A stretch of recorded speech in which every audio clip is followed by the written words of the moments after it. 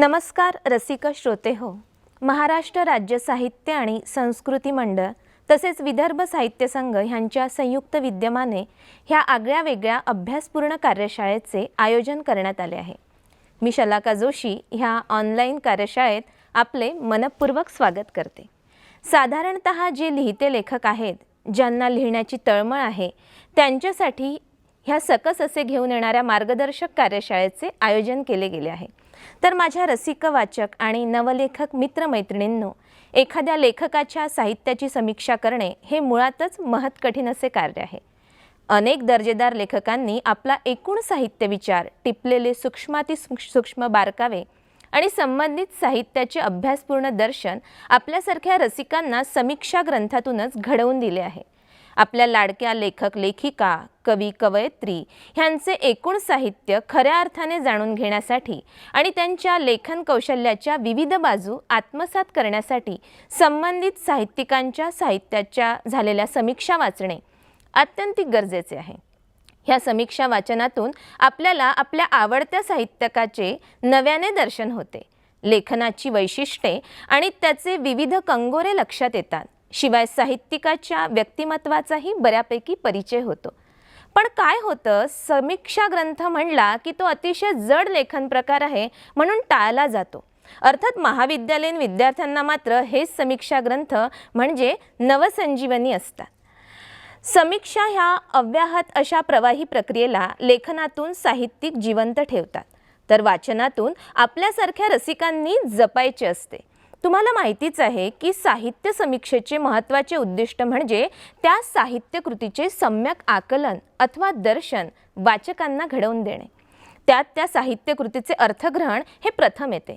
त्यानंतर तिचे गुणग्रहण, रसग्रहण, मर्मग्रहण, सौंदर्यग्रहण ह्या गोष्टी येतात. परंतु समीक्षा एवढ्यावरच थांबत नाही.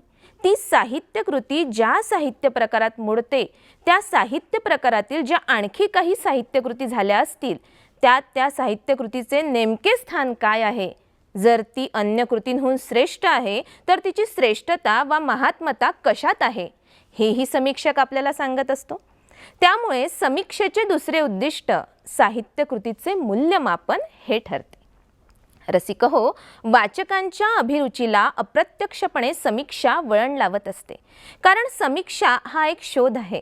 कोणत्याही साहित्यकृतीचे स्वरूप, तिची वैशिष्ट्ये, तिचे सौंदर्य, तिच्या महात्मतेचे रहस्य ह्यांचा शोध समीक्षक हा स्वतःसाठी घेत असतो.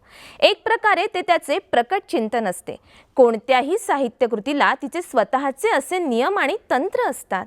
ते समजून घेणे हेच समीक्षेचे खरे कार्य आहे. त्यामुळे समीक्षा ही परार्थ नसून बऱ्यापैकी स्वार्थच असतो बरं का. रसिक वाचकांनो आणि माझ्या नवलेखक मित्रमैत्रिणींनो, आज ह्या कार्यशाळेत आपण दोन महत्त्वपूर्ण समीक्षा बघणार आहोत बरं का. त्यातील एक फार महत्त्वाची अशी समीक्षा म्हणजे स्त्रीवादी समीक्षा. स्त्रियांना स्वतःच्या वेगळेपणाची जाणीव प्रकर्षाने व्यक्त करणारे व स्वत्वाचा शोध घेऊ पाहणारे साहित्य म्हणजे स्त्रीवादी साहित्य. स्त्री व पुरुष यांचे जगाकडे पाहण्याचे दृष्टिकोनच मुळात भिन्न असतात, असे ही समीक्षा मानते. पुरुषांबरोबरच स्त्रियांनाही मताधिकार असावा यासाठी स्त्रियांची झालेली चळवळ पाश्चात्य जगात 19व्या शतकाच्या उत्तरार्धात सुरू झाली. स्त्रियांचे स्वातंत्र्य, त्यांचे शिक्षण, त्यांचे स्वतःचे खास प्रश्न, पुरुषप्रधान समाजव्यवस्थेपासून त्यांना हवी असणारी मुक्ती, त्यांचा सामाजिक सांस्कृतिक प्रक्रियेमधील सहभाग यांविषयीचे विचारमंथन त्यानंतर सुरू झाले. त्यातूनच 20व्या शतकातील स्त्रीवादी विचारसरणीचा जन्म झाला.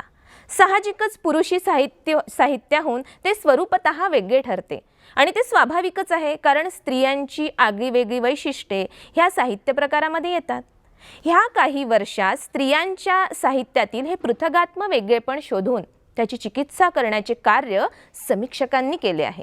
स्त्रियांच्या कथा, कादंबऱ्या, कविता ह्या साहित्यातून त्यांच्या स्वतत्वाचा शोध त्यांनी कसा घेतला किंवा अशा प्रकारे लेखनाची इच्छा स्त्रियांना का झाली.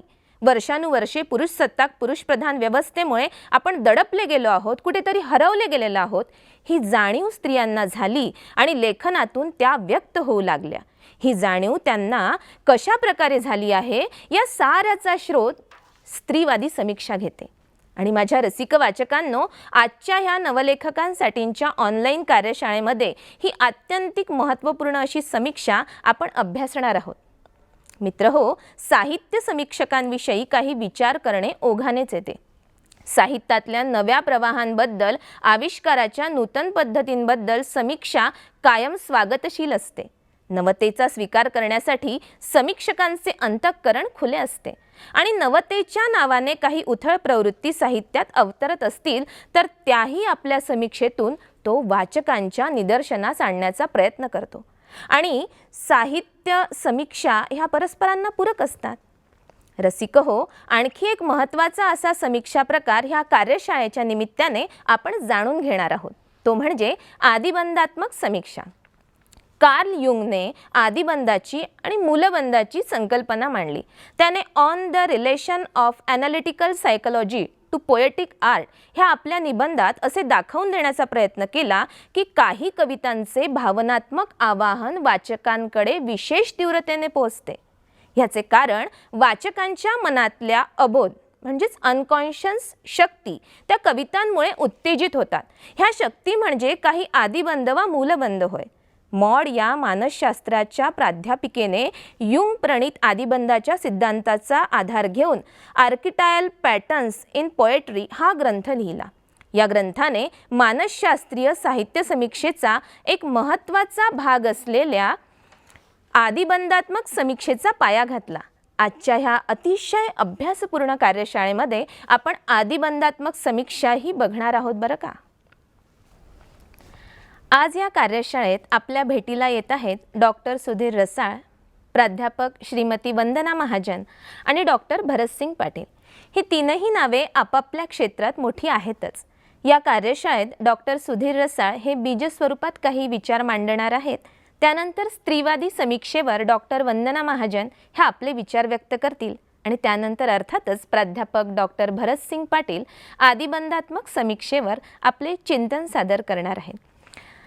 प्राध्यापक डॉक्टर सुधीर रसाळ यांच्याविषयी थोडं सांगू इच्छिते. माझ्या नवलेखक आणि रसिक वाचक मित्रांनो, महाराष्ट्र राज्य साहित्य आणि संस्कृती मंडळ तसेच विदर्भ साहित्य संघ यांच्या संयुक्त विद्यमाने ह्या आगळ्या वेगळ्या अभ्यासपूर्ण कार्यशाळेचे आयोजन करण्यात आले आहे. आणि अर्थातच ज्यांना बीजभाषणासाठी या ठिकाणी आमंत्रित करण्यात आले आहे ते मुळातच साहित्य क्षेत्रातील एक उत्तुंग असे व्यक्तिमत्व आहे. डॉक्टर सुधीर रसाळ हे मराठी भाषा व वाङ्मयाचे नामवंत शिक्षक, पत्रकारितेचे जाणकार म्हणून ओळखले जातात. डॉक्टर सुधीर रसाळ यांनी साक्षेपी समीक्षक, मर्मग्राही विश्लेषक, संवेदनशील सौंदर्यासक्त रसिक आणि शिस्तप्रिय अभ्यासक अशी स्वतःची प्रतिमा साहित्य क्षेत्रात निर्माण केली आहे. समीक्षेच्या क्षेत्रातील रसाळ हे एक महत्त्वाचे नाव समजले जाते. आदरणीय डॉक्टर सुधीर रसाळ यांना आजच्या कार्यशाळेतील बीजभाषणासाठी आमंत्रित करण्यापूर्वी मी त्यांचा परिचय आपणास करून देते आहे. आदरणीय डॉक्टर सुधीर रसाळ, प्राध्यापक डॉक्टर सुधीर नरहर रसाळ. आपले शिक्षण MA PhD. PhDचा विषय होता आधुनिक मराठी काव्यातील प्रतिमासृष्टी. महाविद्यालयीन व विद्यापीठीय अध्यापनाचा आपल्याला अनुभव आहे. पदवी महाविद्यालयात तब्बल 3 वर्षे आपण अध्यापन केले आहे. त्याचप्रमाणे पदव्युत्तर अध्यापनाचा अनुभव हा तब्बल 34 वर्षांचा आहे. Government arts and science college Aurangabad येथे मराठीचा अधिव्याख्याता, तसेच डॉक्टर बाबासाहेब आंबेडकर मराठवाडा विद्यापीठ मराठी विभाग औरंगाबाद येथे अधिव्याख्याता, प्रपाठक, प्राध्यापक आणि विभाग प्रमुख या पदांवर आपण काम केलेले आहे. आपली प्रकाशित पुस्तके कविता आणि प्रतिमा मौज प्रकाशन, काही मराठी कवी, जाणीवा आणि शैली, त्याचप्रमाणे वाङ्मयीन संस्कृती मौज प्रकाशन, नाग देशपांडे यांची कविता मौज प्रकाशन, मर्ढेकरांच्या कविता जाणीवांचे अंतःस्वरूप 2015 मध्ये हे प्रकाशित झालेले पुस्तक आहे. मर्ढेकरांची कविता आकलन आणि विश्लेषण मौज प्रकाशन, मर्ढेकरांचे कथात्मवाङ्मय मौज प्रकाशन. आपल्या प्रकाशित पुस्तकांविषयी बोलायचं झालं तर कविता आणि प्रतिमा, काही मराठी कवी, जाणीवा आणि शैली, त्याचप्रमाणे वाङ्मयीन संस्कृती मौज प्रकाशन, नाग देशपांडे यांची कविता, मर्ढेकरांच्या कविता जाणीवांचे अंतःस्वरूप, मर्ढेकरांचे कथात्मवाङ्मय, कविता निरूपणे हा एक समीक्षा लेख आहे आणि वरील सर्व पुस्तकंही मौज प्रकाशनाची आहे. आपली इतर कार्ये सांगायची झालीच तर मराठवाडा साहित्य परिषदेचे अध्यक्षपद आपल्याकडे होते, अखिल भारतीय मराठी साहित्य महामंडळाचे अध्यक्षपद, साहित्य अकादमी दिल्ली सर्वसाधारण सभेवर मराठी भाषेचा प्रतिनिधी म्हणून आपण सदस्यत्व केलेलं आहे। हा कालावधी होता 1982 ते 1987। महाराष्ट्र शासन प्रस्थापित महाराष्ट्र साहित्य संस्कृती मंडळाचे देखील आपण सदस्य आहात। आपल्या सन्मानांविषयी जर बोलायचं झालं तर कविता आणि प्रतिमा या ग्रंथास प्राध्यापक श्री जोग हा पुरस्कार 1982 मध्ये मिळालेला आहे। कविता आणि प्रतिमा या ग्रंथास महाराष्ट्र शासनाचा उत्तम वाङ्मय निर्मितीचा पुरस्कार 1982 मध्ये मिळालेला आहे। वाङ्मयीन संस्कृती या ग्रंथास महाराष्ट्र शासनाचा उत्तम वाङ्मय निर्मिती पुरस्कार हा 2010 मध्ये मिळालेला आहे। लातूर येथे भरलेल्या मराठवाडा साहित्य संमेलनाचे अध्यक्षपद 2003 मध्ये आपण भूषविलेले आहे। त्याचप्रमाणे महाराष्ट्र राज्य साहित्य संस्कृती मंडळ महाराष्ट्र राज्य यांचा जीवनव्रती पुरस्कार फेब्रुवारी 2013 मध्ये आपल्याला मिळालेला आहे। पद्मश्री डॉक्टर विठ्ठलराव विखे पाटील यांचा साहित्य सेवा जीवन गौरव पुरस्कार हा 2015 मध्ये आपल्याला मिळालेला आहे। मर्ढेकरांची कविता आकलन आणि विश्लेषण या ग्रंथास महाराष्ट्र शासनाचा श्री के क्षीरसागर समीक्षा पुरस्कार हा 2016 मध्ये आपल्याला मिळालेला आहे। न्यूज 18 लोकमत या वृत्तवाहिनीच्या वतीने वाङ्मयीन क्षेत्रातील कार्याबद्दल 2019 या वर्षाचा जीवन गौरव पुरस्कार आपल्याला मिळालेला आहे। अनंत भालेराव प्रतिष्ठानतर्फे दिला जाणारा स्वातंत्र्य सैनिक अनंत भालेराव स्मृती पुरस्कार, त्याचप्रमाणे पहिला डॉक्टर सु पाटील समीक्षा पुरस्कारही आपल्याला प्राप्त झालेला आहे। रसिक श्रोते हो, मी आता आपणासमोर आजच्या बीज भाषणासाठी प्राध्यापक डॉक्टर सुधीर रसाळ यांना सन्मानपूर्वक आमंत्रित करते। प्राध्यापक डॉक्टर सुधीर रसाळ। नमस्कार। आपण समीक्षा व्यवहार साहित्याच्या बाबत करतो म्हणजे नेमकं काय करतो?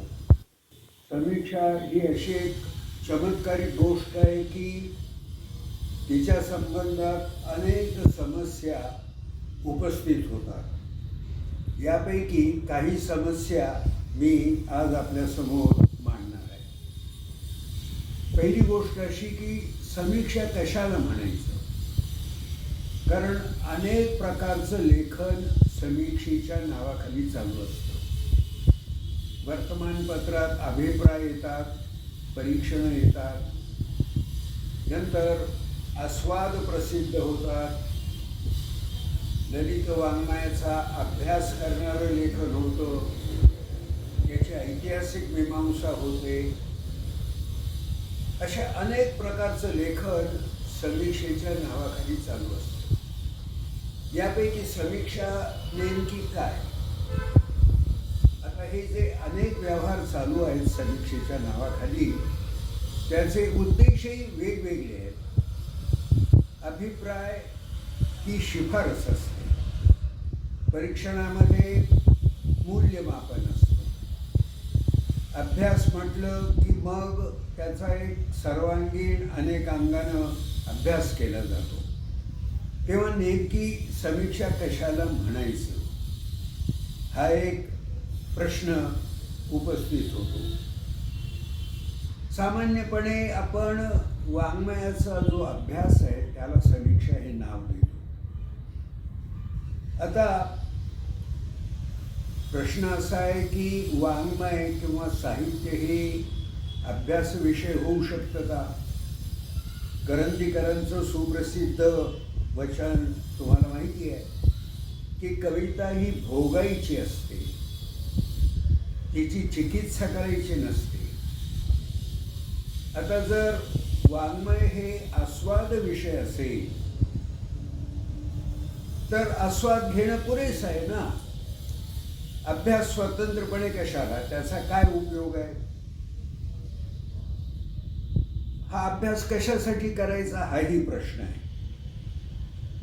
अभ्यासानं वाचकाला काही मार्गदर्शन मिळतं, लेखकाला काही मार्गदर्शन मिळतं। वाचकाचं आकलन हे त्याच्या अभिरुचीवर अवलंबून आहे आणि अभिरुची ही त्यानं स्वतःच विकसित करायची असते। चांगले वाचक असे अनेक आहेत की ज्यांनी समीक्षा अजिबात वाचलेली नाही, तरीही ते चांगल्या प्रकारे आस्वाद घेऊ शकतात. आणि लेखन ही अशी गोष्ट आहे हिच्यामध्ये प्रतिभा, उत्स्फूर्तता या गोष्टी लागतात आणि त्याला समीक्षेचा तसा उपयोगच, त्याच्या निर्मितीमध्ये तसा काही उपयोग समीक्षेचा त्याला होतो असं नाही. मग ही समीक्षा करायची म्हणजे कशासाठी करायची, त्याचा हेतू काय, असा एक प्रश्न समीक्षेबद्दल उपस्थित होतो. समीक्षा हिला 19व्या शतकाच्या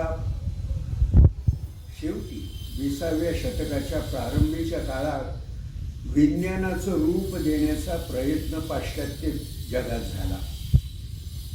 विज्ञानाची खूप प्रगती झालेली होती, प्रगती होत होती.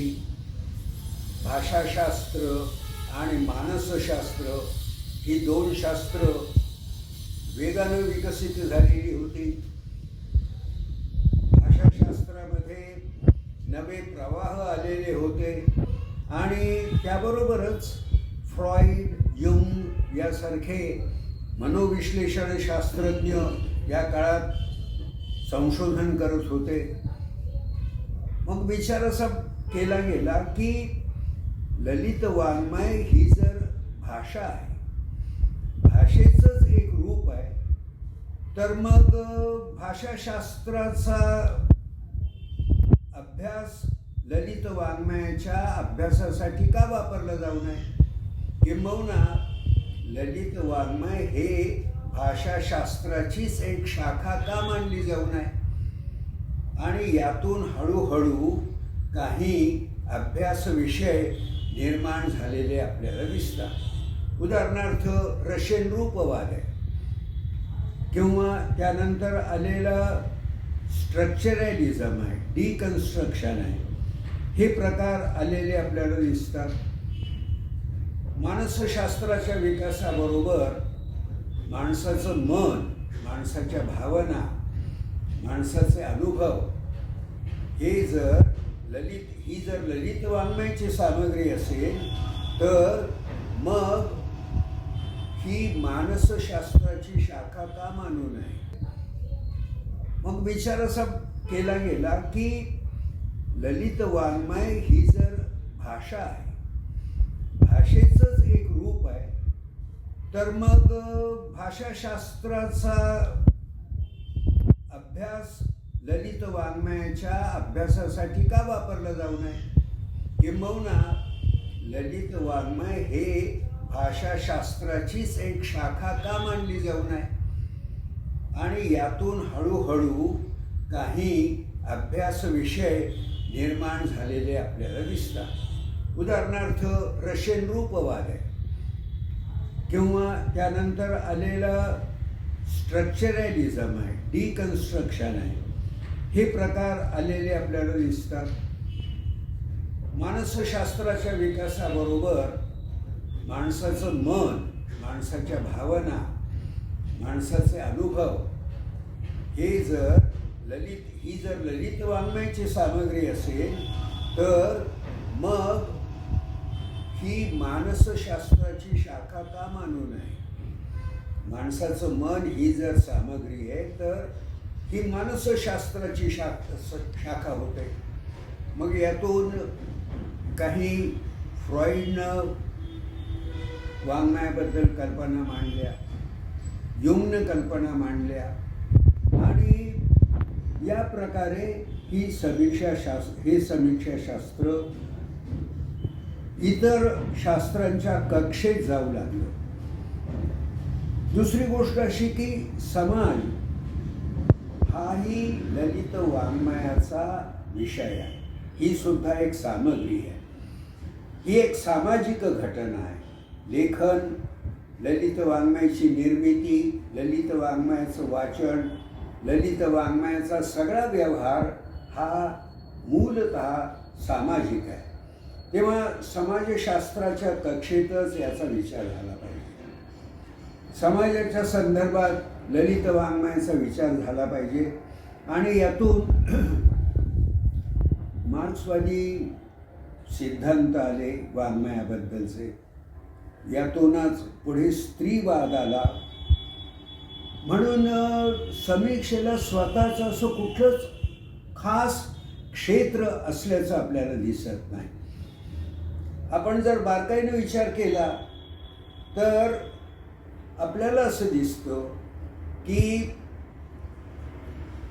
म्हणजे एक स्तर निर्विवाद श्रेष्ठ कलाकृतींचा, दुसरा स्तर चांगल्या कलाकृतींचा, त्यामध्ये अनुक्रम बदलू शकतो काळाप्रमाणे. आज एक लेखक या काळामध्ये सगळ्यात महत्त्वाचा वाटला तर उद्या कदाचित दुसरा लेखक वाटेल, पण पहिला महत्त्वाचा वाटलेला जो लेखक आहे त्याचं स्थान या चांगल्या कलाकृतीच्या क्षेत्रातून आपल्याला हिरावून घेता येणार नाही.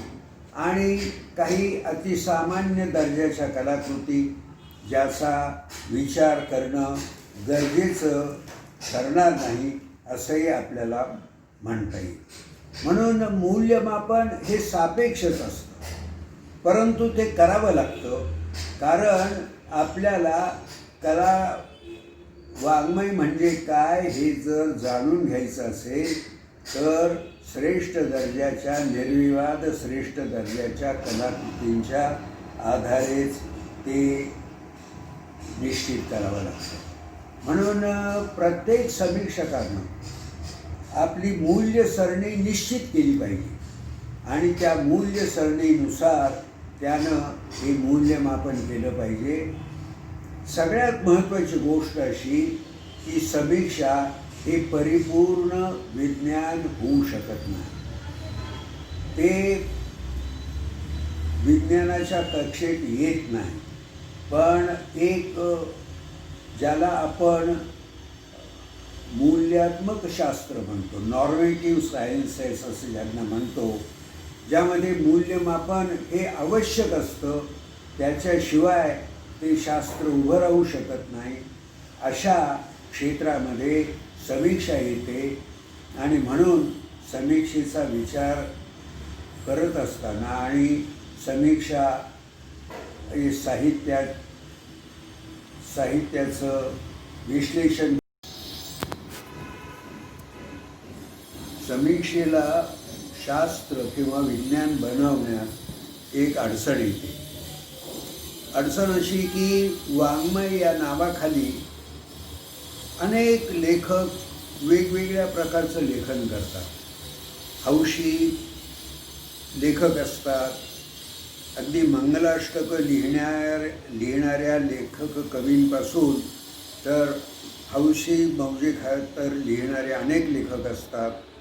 त्याबरोबरच काही मध्यम दर्जाचे लेखक असतात, काही अतिशय मोठे लेखक असतात. असे लेखकाच्या अनेक पद्धती, अनेक स्तर आहेत. जर विज्ञान मूल्यमापन हे समीक्षेचं उद्दिष्ट मानत नसतील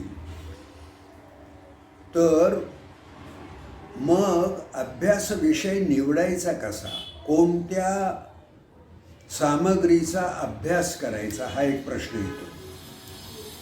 कारण सामग्री निवडण्याचं जे कार्य आहे ते मूल्यमापनाशिवाय होऊ शकत नाही.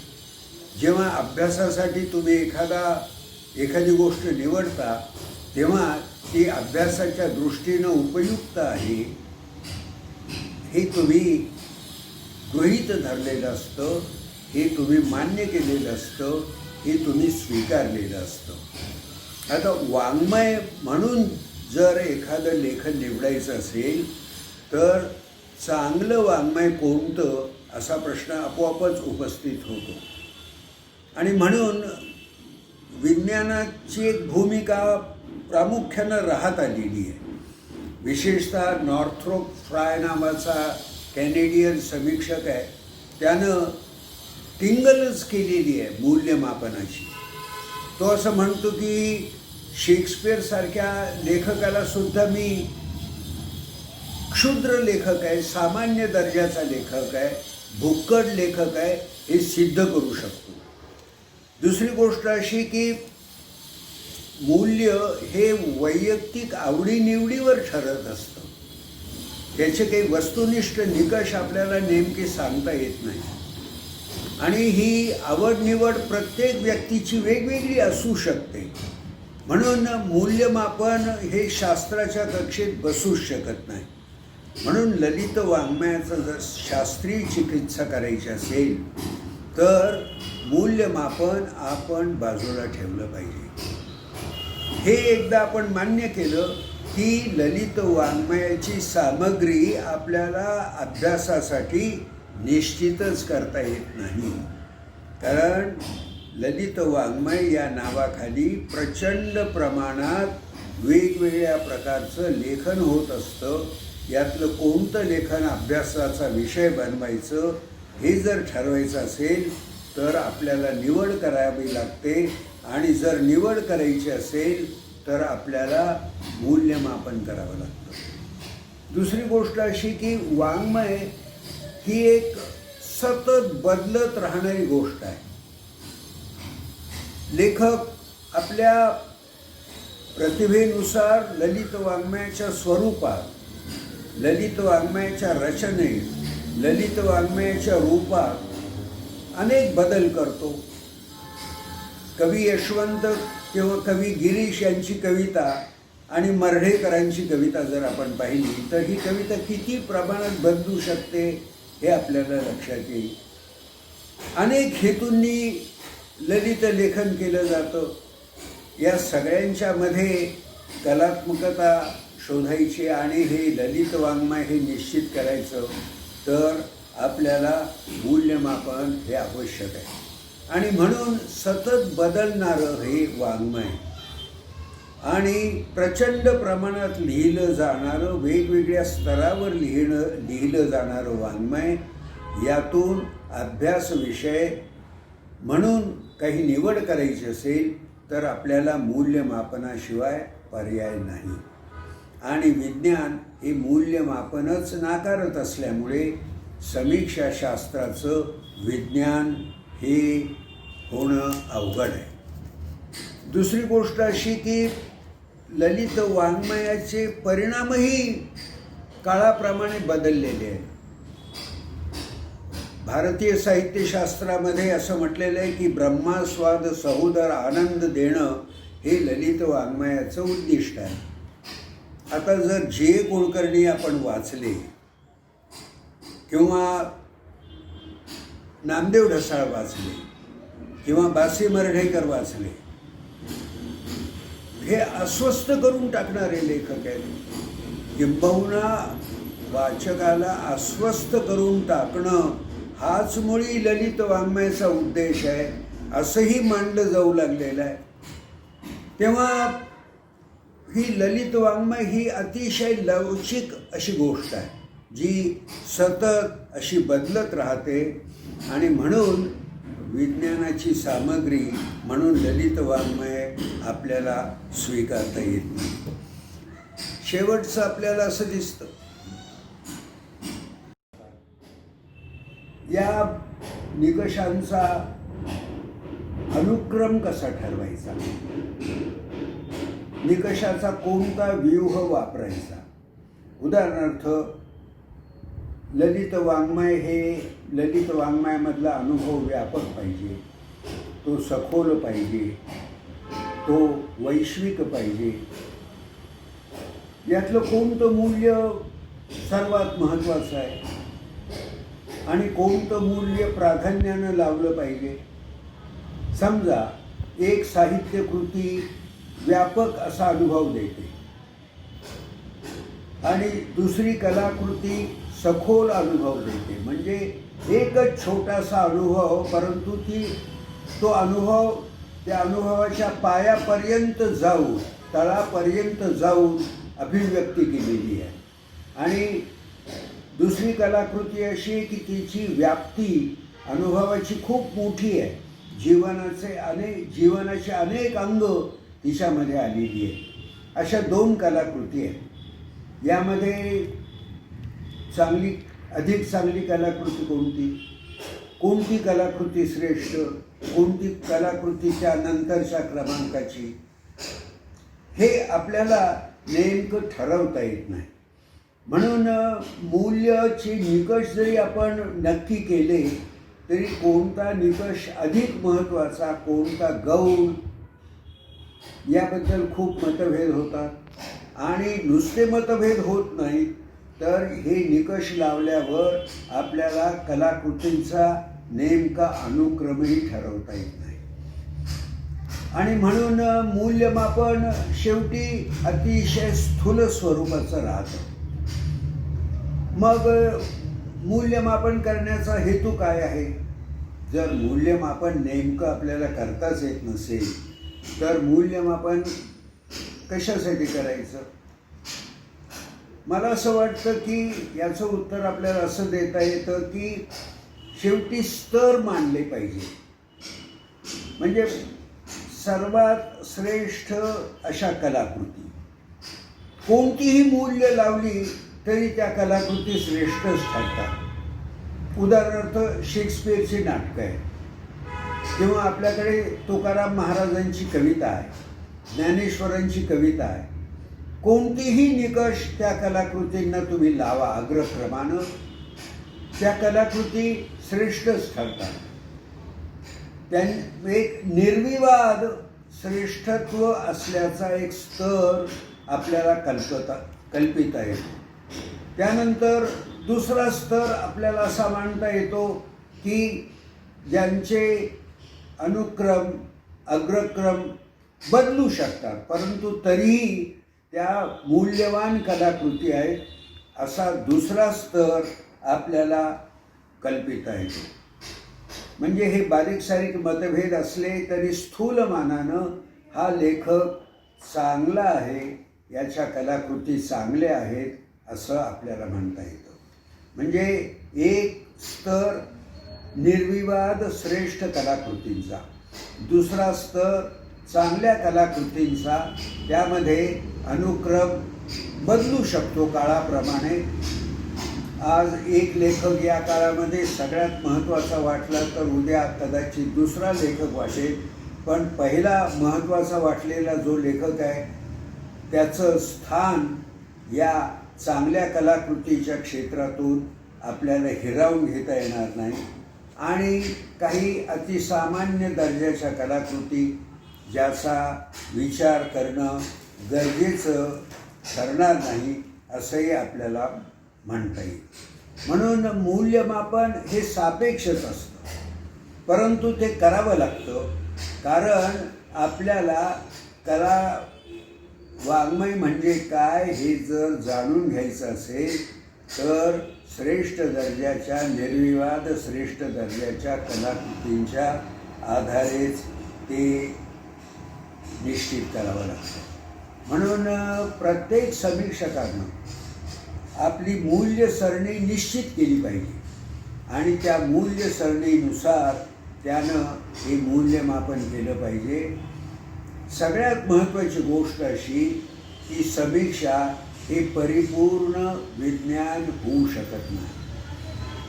ते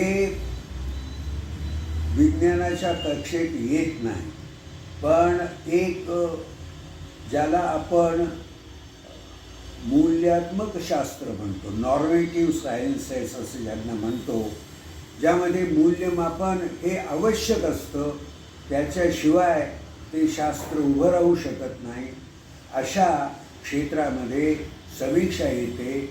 आणि म्हणून समीक्षेचा विचार करत असताना आणि समीक्षा साहित्याचं विश्लेषण करण्यासाठी समीक्षा व्यवहार करत असताना आपण हे शास्त्र त्याच्यामध्ये ज्या निसरड्या जागा आहेत त्या जाणून घेऊनच या शास्त्राचं उपयोजन केलं पाहिजे. आणि बोलण्याची संधी दिली याबद्दल मी विदर्भ साहित्य संघाचे आभार मानतो आणि माझं हे विवेचन संपतो.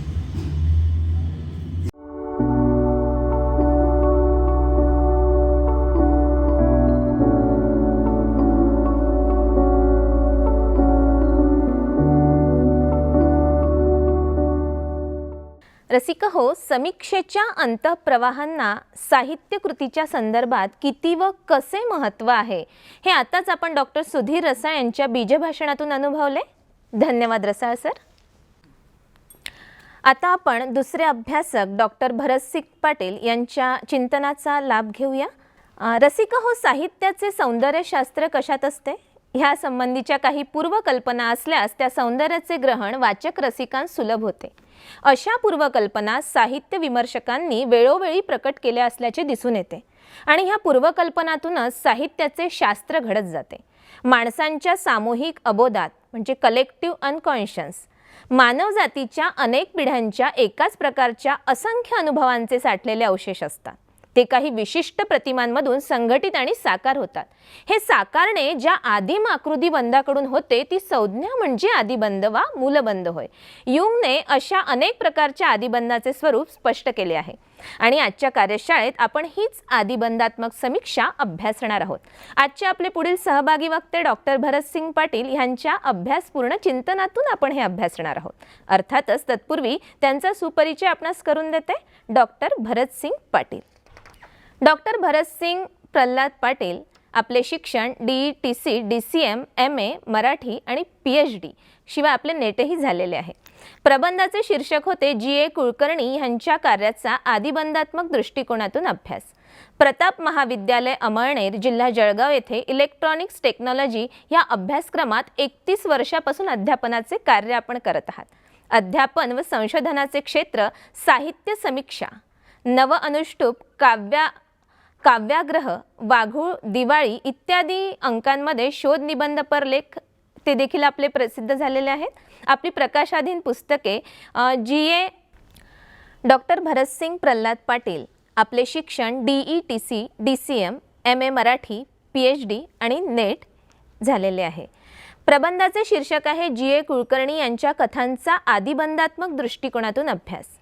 प्रताप महाविद्यालय अमळनेर, जिल्हा जळगाव येथे इलेक्ट्रॉनिक्स टेक्नॉलॉजी या अभ्यासक्रमात आपण 31 वर्षापासून अध्यापनाचे कार्य करीत आहात. अध्ययन व संशोधनाचे क्षेत्र साहित्य आणि समीक्षा हे आहे. त्याचप्रमाणे नव अनुष्टुप, काव्याग्रह, वाघूर इत्यादी दिवाळी अंकांमध्ये आपले शोधनिबंधपर लेख प्रकाशित झालेले आहेत. आपले प्रकाशनाधीन पुस्तके आहेत GA अज्ञेयाचे यांत्रिक आदिबंधात्मक शोध, त्याचप्रमाणे आदिबंधात्मक समीक्षा, संकल्पना, स्वरूप आणि उपयोजन, सरदार वल्लभभाई पटेल बहुउद्देशीय विकास संस्था, रोटरी क्लब ऑफ जळगाव तसेच युवा विकास फाउंडेशन जळगाव यांच्यातर्फे आदर्श शिक्षक पुरस्कार 2017 मध्ये आपल्याला प्राप्त झालेला आहे. नमस्कार. महाराष्ट्र राज्य साहित्य आणि संस्कृती मंडळ त्याचप्रमाणे विदर्भ साहित्य संघ यांच्या संयुक्त विद्यमाने आयोजित ऑनलाईन चर्चासत्रामध्ये मला या दोन्ही संस्थांनी त्याचप्रमाणे डॉक्टर रवींद्र शोभणे सरांनी मला आमंत्रित केलं. त्याबद्दल मी सर्वप्रथम त्यांचे सर्वांचे मनपूर्वक आभार मानतो. साहित्य आणि समीक्षा व्यवहार या विषयाअंतर्गत मला आजच्या या व्याख्यानासाठी विषय दिलेला आहे आदिबंधात्मक समीक्षा. समीक्षा म्हणजे समतोल दृष्टीने साहित्याचे केलेले मूल्यमापन होय असं सर्वसाधारणपणे म्हटले जाते. समीक्षा हा वाङ्मय व्यवहारातला एक व्यवहार आहे. त्यात वाङ्मयाचा इतिहास, वाङ्मयविषयी सिद्धांत आणि साहित्यकृतीचे मूल्यमापन इत्यादींचा समावेश होतो. समीक्षक साहित्याला जो जाणता प्रतिसाद देतो त्यात वस्तुनिष्ठता येण्यासाठी तो साहित्य अभ्यासाच्या पद्धती व काही ज्ञान शाखांचा तो उपयोग करत असतो. त्यातून त्याला मूल्यांकनासाठी मूल्यव्यवस्था उपलब्ध होत असते. मराठी साहित्य विश्वाला रूपवादी, मानसशास्त्रीय, समाजशास्त्रीय, आधुनिकतावादी इत्यादी अनेक दृष्टिकोनांनी प्रभावित केलेलं आपल्याला दिसून येतं. त्यातीलच एक समीक्षा पद्धती म्हणजे आदिबंधात्मक समीक्षा पद्धती होय. या समीक्षा पद्धतीला स्विस मानसशास्त्रज्ञ डॉक्टर कार्ल गुस्ताव युंग यांच्या मानसशास्त्रातील आदिबंध या संकल्पनेचा आधार आहे. ही संकल्पना समजून घेणे आवश्यक ठरते. गंगाधर पाटील, मसू पाटील, विश्वनाथ खैरे, प्राची ढेरे, अरुणा ढेरे इत्यादी अनेक मराठी अभ्यासक समीक्षक यांनी या समीक्षेची सैद्धांतिक ओळख व उपयोजन केलेले दिसून येते. या पूर्वसुरींचे विवेचन अभ्यासकांना नक्कीच मार्गदर्शन करणारे आहे यात शंका नाही. डॉक्टर युंग यांनी मनाविषयीची कल्पना अशी केलेली आहे की ते मनाला सायके असं संबोधतात. सायके म्हणजे व्यक्तिमत्वाचे संपूर्णत्व. त्यांनी 3 स्तर या मनाचे कल्पलेले आहेत. त्यातला पहिला स्तर जो आहे त्याला त्यांनी संज्ञेचा स्तर असं मानलेला आहे. दुसरा स्तर आहे वैयक्तिक असंज्ञेचा स्तर आणि तिसरा आहे सामूहिक असंज्ञेचा स्तर. तर संज्ञेचा स्तर आणि सामूहिक नेणिवेचा किंवा असंज्ञेचा स्तर यांच्याशी संबंध जोडणारा आणि त्यात सहभागी होणारा मनाचा जो घटक आहे त्याला त्यांनी अहम असं संबोधलेलं आहे. युंग यांच्या मते संज्ञेची गुणवत्ता नसलेल्या सर्व मानसिक प्रक्रियांचे संपूर्णत्व म्हणजे असंज्ञा मन होय. या असंज्ञेतूनच अहम आणि संज्ञेचा जन्म होतो. या अर्थाने अहम आणि संज्ञेची जननी म्हणून सामूहिक असंज्ञेचा उल्लेख डॉक्टर युंग यांनी केलेला आहे. या असंज्ञा मनाचेही युंगने 2 स्तर कल्पलेले आहेत. त्यातला पहिला आहे वैयक्तिक असंज्ञा मन आणि दुसरा आहे सामूहिक असंज्ञा मन. जो व्यक्तिगत अनुभवाशी संबंधित जी मनोघटक द्रव्ये समाविष्ट असतात त्या असंज्ञेच्या स्तराला डॉक्टर युंग वैयक्तिक असंज्ञा मन असं म्हणतात. यामध्ये विस्मरण झालेले मनोघटक किंवा नको असलेल्या भावना किंवा दुःखदायी घटना या मनामध्ये समाविष्ट असतात. आणि ज्यातून संज्ञेचा विकास होतो अशी अनुवंशिक शक्तीद्वारा आकारास आलेली जी विशिष्ट मानसिक प्रवृत्ती असते त्याला सामूहिक असंज्ञा मन असं डॉक्टर युंग यांनी कल्पलेला आहे. या स्तराचा संबंध मात्र व्यक्तिगत जीवनाशी नसतो तर तो मेंदूच्या अनुवंशिक संरचनेशी असतो. जन्म, मृत्यू, लढाई यासारखे प्रसंग, विविध नाती यांना मानवी मन आदिम काळापासून वेगवेगळ्या प्रकारे प्रतिसाद आणि प्रतिक्रिया देत आलेला आहे. त्यातूनच सामूहिक असंज्ञेचा आशय निष्पन्न होत असतो. या स्तरातील जो स्वायत्त वृत्तीचा आशय जो असतो तो स्वप्नामध्ये, कला व्यापारामध्ये, साक्षात्कारी अनुभवामध्ये सूचनेशिवाय डोकावत असतो. हा अनाकलनीय आशय प्रतिमा प्रतीकाच्या आधारे काही प्रमाणात संज्ञेच्या आकलन कक्षेत येत असतो आणि या प्रतिमा प्रतीकांच्या आविष्काराला डॉक्टर युंग यांनी आदिबंधात्मक प्रतिमा म्हणजे आर्केटायपल इमेज असं त्यांनी त्याला नाव दिलेलं आहे. म्हणून आदी म्हणजे प्रारंभिक किंवा मूल, आदिबंध आणि बंध म्हणजे रचनाकार. म्हणून सामूहिक असंज्ञेतील आशय जो आहे त्या आशयाला युंग यांनी आदिबंध असं म्हटलेलं आहे. थोडक्यात आदिबंध म्हणजे स्थूलपणे मूळ, आदिम, आकार असे म्हणता येईल. त्यामुळे मग आपण आदिबंधांचं संक्षिप्त असं वैशिष्ट्य नोंदवू शकतो की आदिबंध हे मानवी मनाच्या संरचनेतच निहित असतात. आदिबंध हे अमूर्त असून रचनेचे मूलाकार आहेत. ते स्वप्नात, कला व्यापारात, साक्षात्कारात प्रतिमा प्रतीक रूपाने आविष्कृत होतात. आदिबंध हे अनुवंशिक असून ते एका पिढीकडून दुसऱ्या पिढीकडे संक्रमित होतात. वैश्विकता आणि वैयक्तिकता ही 2 अंगे आदिबंधांना असतात. त्याचप्रमाणे धनात्मक आणि ऋणात्मक असे द्विध्रुवात्मक स्वरूप या आदिबंधांचे असते. मग डॉक्टर युंग यांच्या मते मानवी मनाच्या सामूहिक असंज्ञेच्या स्तरामध्ये विविध आदिबंध निहित असतात आणि हे आदिबंध स्वात्म साधनेच्या प्रक्रियेतच प्रतिमा प्रतीकातून साक्षात होत असतात. तर हा जो स्वात्म साधनेच्या प्रक्रिया आहे या प्रक्रियेचे 2 टप्पे युंग यांनी मानलेले आहेत.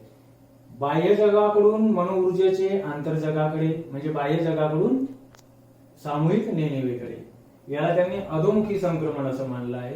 आणि दुसरं आहे ऊर्ध्वमुखी संक्रमण म्हणजे आंतरजगाकडून बाह्य जगाकडे म्हणजे सामूहिक नेणिवेकडून बाह्य वास्तवाकडे. तर या ठोकळा कृतीच्या साह्याने आपण हा संज्ञा विकासाचा जो प्रवास आहे तो कसा घडतो तो दाखवता येतो. अधोमुखी संक्रमणाचा जो पहिला टप्पा आहे त्यामध्ये मुखवटाभंग, छायेचा स्वीकार, अनिमानिमशी समन्वय आणि सामूहिक नेणिवेत या अहमचा मृत्यू होणे या अर्थाने हा अधोमुखी संक्रमणाचा पहिला टप्पा होतो. यामध्ये वीर नायकाचा म्हणजे अहमचा नव्याने जन्म होतो आणि नवा जन्म होऊन तो वीर नायक म्हणून बाह्य वास्तवाकडे जाण्यासाठी निघतो. त्यालाच आपण ऊर्ध्वमुखी संक्रमण असं हा टप्पा मानलेला आहे. त्यामध्ये मग वृद्धाप्तभेद, पित्याशी संघर्ष यामधल्या काळामध्ये त्याचा पुनर्जन्म होत राहतो. नंतर पित्याशी संघर्षानंतर स्वात्मरूपाची प्राप्ती हा या संज्ञा विकासाचा टप्प्याचा अखेरचा भाग असतो. तो मुखवट्याचा आदिबंध म्हणजे बाह्य जगाला सामोरे जाताना सामाजिक जीवनात मिसळताना इतर लोकांशी जे जुळते घेतलेलं असतं, जी भूमिका असते, तो धारण केलेला चेहरा म्हणजे मुखवटा असतो. तर साहित्यामध्ये असे मुखवटे विशिष्ट प्रकारचे पोशाख, यांत्रिक सवयी किंवा लकबी यातून व्यक्त होतात. छायेचा आदिबंध जो वैयक्तिक असंज्ञेचा जो स्तर आहे, दाबल्या गेलेल्या भावना, विस्मरण झालेले घटक किंवा नको असलेल्या भावना ज्या त्या स्तरामध्ये समाविष्ट असतात, तो छायेच्या रूपाने विविध प्रतिमा प्रतीकातून आविष्कृत झालेला दिसतो. साहित्यामध्ये खलनायकासोबतच मित्र आणि सोबती या स्वरूपामध्ये तो आविष्कृत झालेला आपल्याला दिसतो. तिसरा आदिबंध आहे अनिमा आदिबंध. तर पुरुष मनामध्ये ज्या स्त्री सुलभ वृत्ती प्रवृत्ती असतात त्या स्त्रीच्या प्रतिमेतनं प्रकट होतात, त्यालाच त्यांनी अनिमा आदिबंध मानलेला आहे. ती एक प्रकारे पुरुषातील लैंगिक स्वीकाराची बाजू असते. अनिमाचे ऋणात्मक स्वरूप एक चेटकिनी, राक्षसिनी, वारांगणा इत्यादी प्रतिमा प्रतीकातून आविष्कृत झालेला दिसतो. तर धनात्मक प्रतिमा ही प्रेम माया देते, पोषण करते. राजकन्या, देवदूती, प्रियसी, प्रियकर, प्रियसी, मार्गदर्शिका, देवता या प्रतिमा प्रतीकातून आविष्कृत होताना दिसतो. तर अनिमस आदिबंध जसा पुरुष सनातन मनामध्ये स्त्री रूप आहे, तसं स्त्रीच्या मनामध्ये सनातन जे रूप आहे पुरुषाचं, ते अनिमस या आदिबंधाने आविष्कृत झालेलं दिसतं. तर त्याचं ऋणात्मक रूप हे खलपुरुष, दरोडेखोर अशा या प्रतिमा प्रतीकातून आविष्कृत होतो. तर विधायक रूप जे आहे ते स्त्रीला आत्मिक शहाणपण देतं. तर हा आदिबंध प्रियकर पुरुष, सूर्य, नांगर, नाग या प्रतीकातून प्रकट झालेला दिसून येतो. हा जो स्वात्मरूपाचा आदिबंध आहे म्हणजे मुखवटा भंग होणे, छायेचा स्वीकार, अनिमा अनिमसशी समन्वय आणि त्यानंतर अहमचे सामूहिक नेणीमध्ये येणं, एक प्रकारे त्याचा हा प्रतिकात्मक मृत्यू असतो. तेथे तो नव्याने जन्म घेतो आणि त्या मातेकडनं नव्या शक्ती प्राप्त करतो. तिथे या नव्या जन्माबरोबर, नव्या शक्तीबरोबर त्याचा जो उदय होतो, तर याला संज्ञेचा आदिबंध डॉक्टर युंग यांनी मानलेला आहे. तर तो वीर नायकाच्या प्राक कथेतून आविष्कृत झालेला दिसून येतो. स्वर्गातून अग्नी चोरून आणणारा प्रॉमिथियस किंवा पित्याची हत्या करणारा राजा इडिपस किंवा परशुराम, राम, श्रीकृष्ण यासारख्या वीर नायकांच्या प्रतिमा प्रतीकातून हा आदिबंध आविष्कृत होतो. मातेचा आदिबंध हा स्वतः सामूहिक नेणिवेचा एक रूप आहे किंवा अंग आहे. त्याचेही धनात्मक आणि ऋणात्मक रूप हे सुमाता आणि रुद्रमाता अशा या दोन उपांगातनं आविष्कृत होतो. अहमने जी शक्ती प्राप्त केलेली आहे तर त्याने पुनश्च बाहेर विश्वामध्ये जावं, त्याचा विकास व्हावा, त्याने पुरुषार्थ करावा, असं या मातेच्या आदिबंधाचं जे एक अंग आहे सुमातेचं, तिला ते वाटत असतं. म्हणून आई, आजी, सासू, परिचारिका, देवता, नंदनवन अशा विविध प्रतिमा प्रतीकातून हा सुमातेचा आदिबंध आविष्कृत होतो. परंतु अहमने किंवा त्या वीरनायकाने या नेणिवेतनं बाह्य जगताकडे जाण्यासाठी या महामातेचाच अंग जे आहे रुद्रमाता, ती त्याच्या मार्गामध्ये अडथळे निर्माण करते, त्याला ती त्याच्या वाढीमध्ये अडथळे निर्माण करते, गिळंकृत करू पाहते. तर अशा पद्धतीने लोककथातील किंवा परिकथातील जे नायक तरघरामध्ये किंवा गुहेमध्ये अडकून पडतात, तर तेही रुद्रमातेने निर्माण केलेल्या अडथळ्यांसारखे असतात. चेटकिनी, राक्षस, हिंस्र पशु, सर्प वगैरे ही तिचीच रूप आपल्याला साहित्यामध्ये दिसून येतात. पित्याचा आदिबंध, तर पिते हे सांस्कृतिक मूल्यांचा सांभाळ करत असतात. तर बाह्य वास्तवातले ज्याही काही संस्था, परिसंस्था किंवा सत्ता संस्था ज्या असतात त्या पितृसंस्थेच्या ताब्यात असतात. आणि वीर नायक जेव्हा मातेच्या कुशीत येऊन बाह्य वास्तवामध्ये येतो त्यावेळेला त्याचा संघर्ष या व्यवस्थेशी जो घडतो तो पितृसंघर्ष म्हणून उपस्थित असतो. ही व्यवस्था जर त्याला विकसवणारी, त्याचा विकास होईल अशी वाटणारी असेल तर तो त्या व्यवस्थेचा स्वीकार करतो, अन्यथा पित्याशी संघर्ष करत ती व्यवस्था तो नष्ट करतो आणि त्याची स्वतःची व्यवस्था स्थापित करीत असतो. जे धनात्मक रूप आहे पित्याचं ते दशरथ किंवा नंदराजा यासारख्या प्रतिमातून तो आविष्कृत झालेला दिसतो. तर ऋणात्मक रूप हे भक्त प्रल्हादचा पिता हिरण्यकश्यपू या प्रतिमा प्रतीकातून आविष्कृत होतो.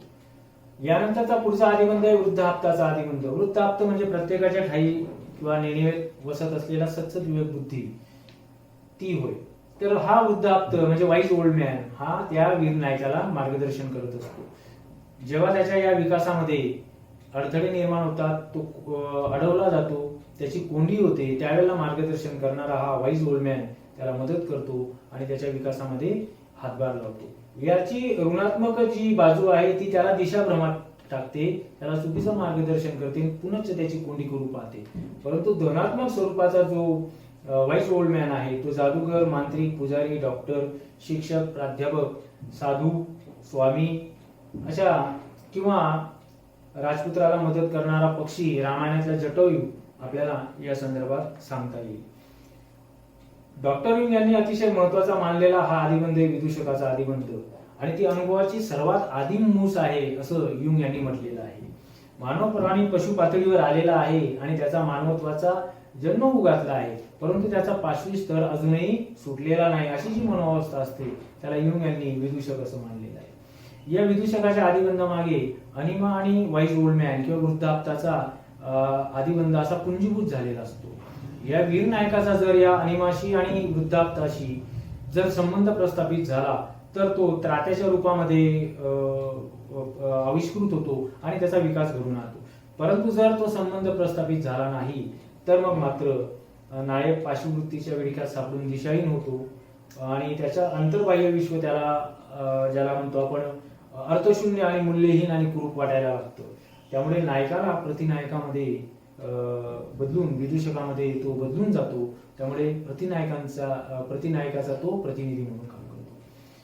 पुनर्जन्माचा आदिबंध जो आहे पुढचा, तर स्वात्मरूपाची प्राप्ती ही काही अशी एकदम होणारी गोष्ट नाहीये, ती एक साधना आहे.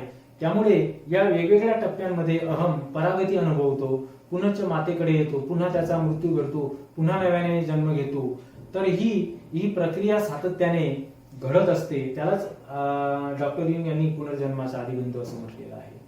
तर परिकथा किंवा पुराणे किंवा अनेक विधींमध्ये हा आदिबंध आविष्कृत झालेला आपल्याला दिसतो. मानव पंथातील पंचकृष्ण संकल्पना असो किंवा गौतम बुद्ध यांच्या अवतारांचा संबंध आपल्याला या पुनर्जन्माच्या आदिबंधाशी लावता येईल. आणि स्वात्मरूपाचा आदिबंध हा या संज्ञा विकासातला शेवटचा आणि अंतिम टप्पा मानलेला असतो. अहम जसा या संज्ञेचा केंद्र आहे त्या पद्धतीने स्वात्मरूप हे संपूर्ण या मनाचं एक केंद्रबिंदू आहे, त्याचबरोबर तो त्याचा परिघही आहे.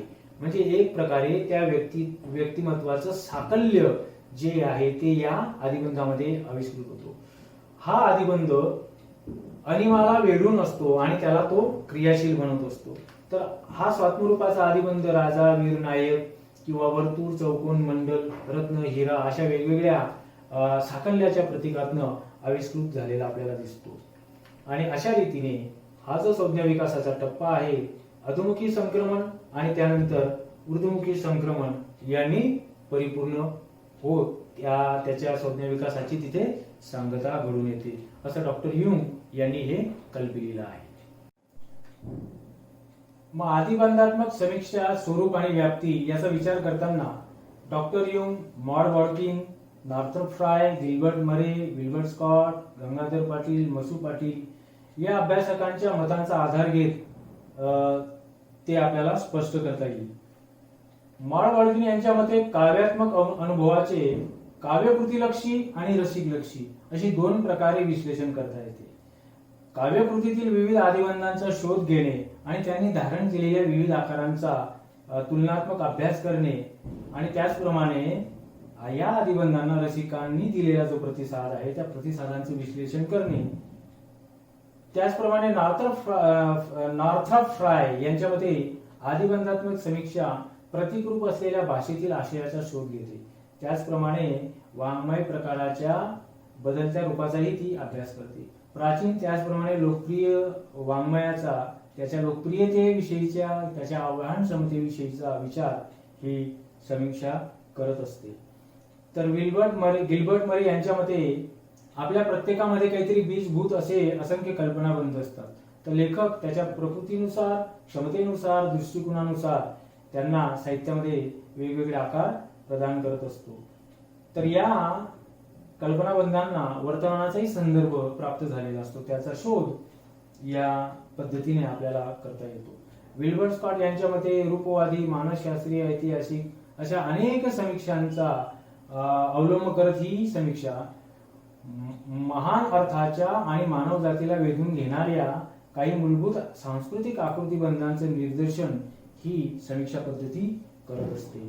त्याचप्रमाणे गंगाधर पाटील यांच्या मते साहित्यकृती ही समग्र साहित्यकृतीचे एक अंग आहे आणि पुन्हा ही साहित्यसृष्टी एका विशिष्ट संस्कृतीचे एक अंग असते असे मानून समीक्षकाने साहित्यकृतीचे सौंदर्य ग्रहण व मूल्यमापन केले पाहिजे आणि अशी दृष्टी ही आदिबंधात्मक समीक्षा प्रदान करत असते.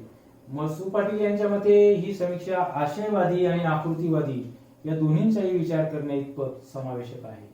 तर या सर्व अभ्यासकांच्या मतावरून आदिबंधात्मक समीक्षेचं कार्य आपल्याला मांडता येईल की प्रतिमा प्रतीकांच्या आधारे साहित्यकृतीच्या अर्थांचे आकलन करणे, प्रतिमा प्रतीकांची बहुअर्थता आणि आवाहकता यावरून तिची मूल्यमापन करणे, त्याचप्रमाणे निर्मात्याने प्राकथांच्या योजनेमागील त्याची उपयुक्तता जी आहे साहित्यकृतीमध्ये आलेली तिचा विचार करणे, नंतर निर्मात्याची नवप्राकथा निर्मितीची क्षमता जोखणे आणि ही साहित्यकृती ज्या सांस्कृतिक परिवेशामध्ये जन्माला आलेली आहे, जी घडली आहे, तिचा पुन्हा अंतर्वेध घेणे आणि या साहित्यकृतीतून प्रतीत होणाऱ्या प्रतीकातून, प्रतिमातून वर्तमान जीवनातील कोणकोणते विसंवाद समन्वित केले गेलेले आहेत याचा परामर्श ही समीक्षा घेत असते. मात्र आदिबंधात्मक समीक्षा ही त्या लेखकाला त्याच्या साहित्य परंपरेचे एक माध्यम मानत असते. त्यामुळे लेखकाला दुय्यमत्व येते असे मत सुधीर रसाळ यांनी नोंदवलेले आहे. त्याचप्रमाणे या पद्धतीचे उपयोजन केवळ आदिबंधात्मक आकृतीबंधातीलच साहित्यकृतीसाठी करता येते ही या समीक्षा पद्धतीची मर्यादा आपल्याला मानता येईल. त्यामुळे या समीक्षेचे उपयोजन केवळ आदिबंधात्मक आकृतीबंधातील साहित्यकृतीसाठी असल्याने सर्वप्रथम त्या साहित्यकृतीच्या आकृतीबंधाचा शोध घेणे महत्वाचे असते. तर या अभ्यासकांच्या मतावरून असा आकृतीबंध लेखकलक्षी, रसिकलक्षी आणि साहित्यकृतीलक्षी या तीन अंगांनी करताना काही कसोट्यांची निश्चिती करत आपल्याला करता येते. लेखकलक्षी म्हणजे आदिबंधात्मक निर्मिती प्रक्रियेचा विचार करता डॉक्टर ह्यूम यांनी साहित्य निर्मितीचे दोन प्रकार मांडलेले. एक मानसप्रधान साहित्य की ज्यामध्ये संज्ञामनातील जो आशय आहे तो आशय साहित्य रूपाने आविष्कृत झालेला असतो आणि दुसरा आहे साक्षात्कारात्मक किंवा आदिबंधात्मक साहित्य की यामध्ये सामूहिक संज्ञामनातील जो उदित झालेला आशय आहे तो प्राककथात्मक अंगाने आविष्कृत झालेला असतो. थोडक्यात आदिबंधात्मक साहित्य निर्मिती ही प्राककथात्मक असून प्राककथात्मकता ही त्याची कसोटी ठरवता येऊ शकते.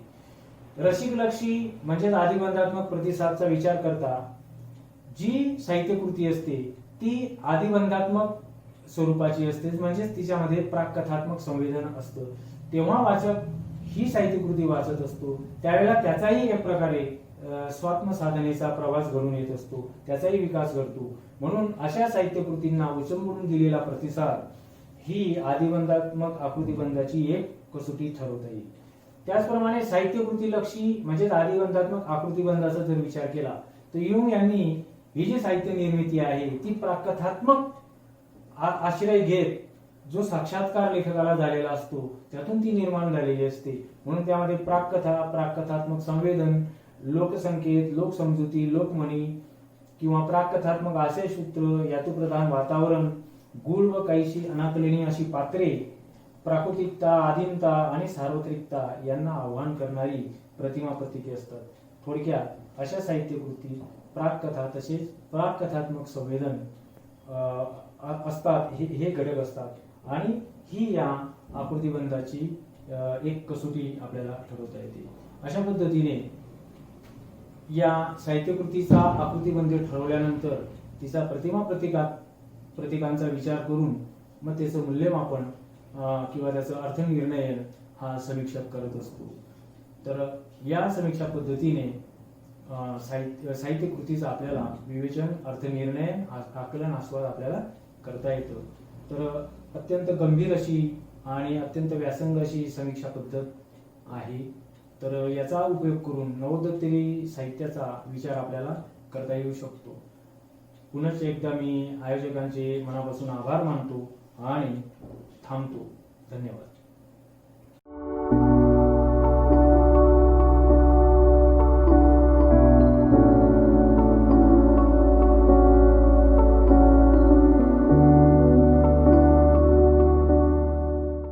मूळ मानवी प्रेरणा, नैसर्गिक भावभावना आणि त्यातून व्यक्त होणारे माणसाचे व्यक्तिमत्व, समाजमन यांविषयीचे चिंतन डॉक्टर भरतसिंग पाटील यांनी अधिक प्रभावीपणे मांडले आहे. धन्यवाद पाटील सर.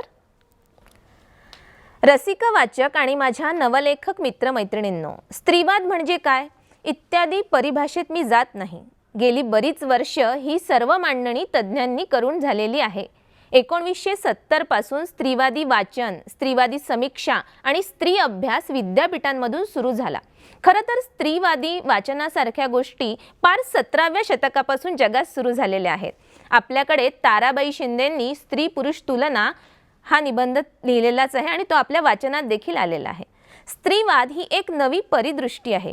स्त्रियांच्या ऐतिहासिक दमनाचा इतिहास स्त्रीवाद शोधत असला तरीही केवळ स्त्री हा वादाचा विषय नाही.